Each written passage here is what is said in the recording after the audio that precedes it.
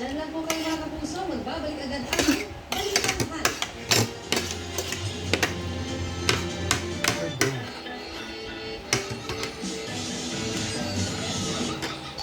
Palmolive Naturals makes hair hydrated and bouncy. Just do the hair bounce check. Bring out that bounce.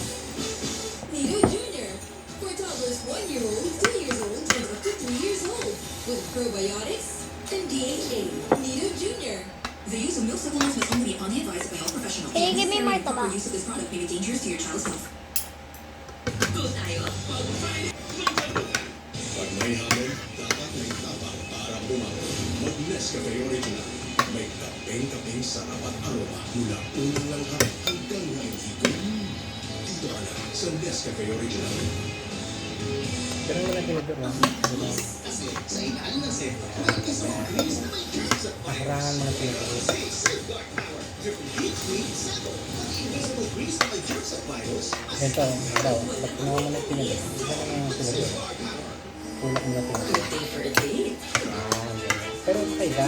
Day for a day. Para malagyan. Head and shoulders every day. Nakatayo mo eh, nakagamit ka eh. 100% Hanggang dandruff-free every day. Head and shoulders.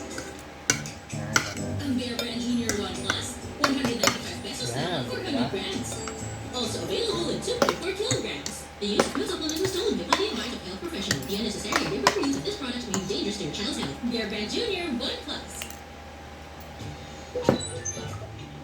Blanket.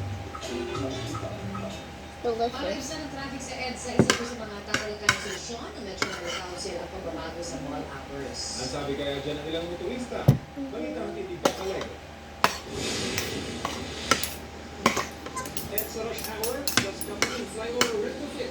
Pinag-combo ng mas bumper-to-bumper na traffic. Sa mga susunod na linggo, Daddy, they can see your hand. sa ilalim sa preventive maintenance. Kaya isa sa nakikitang solusyon na tatalakayin ng Metro Manila Council ang pag-adjust sa mall hours. Layon daw nito maging 4% man lang sa rush hour at makabawas sa volume ng mga sasakyan. Para sa taxi driver na si Alfred Pangalinan, pakuhain ka dito. Mga kwepek ko, lalo kayo maraming ginagawa ng kalsada. Wala rin po, kahit gawa ng kalsada, wala rin po. Walang magsobrang traffic po. Masaya na si Kian Gutierrez, hindi rin masyado bilhin. Pwede na makabawas, pero hindi naman nabasok ng mall, nagpupunan ng mga tao. So madami pa rin facilities aside from mall, yung naka-open.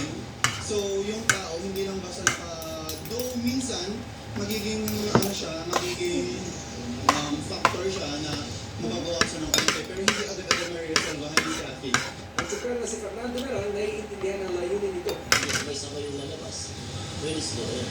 Ang rider naman na si Ron Sumerta, nakikita ang potential ng hambang na ito para maipisa ng traffic. Possible, kasi yung rush hour may nga ito, di ba? Usually naman ng mga rush hour yung iniiwasan ng tao. So para sa akin, tingin ko, Ram Alegre, may babalita para sa GMA Integrated News. Daddy, ayoko na to. Sige, kumakain. Limang medalya ang mauwi ng mga Pilipinong atleta mula po sa 2024 Ito ba, Bobby? Athletics Championships. Gold medalist si Hussein Maranya sa men's open 800 meters.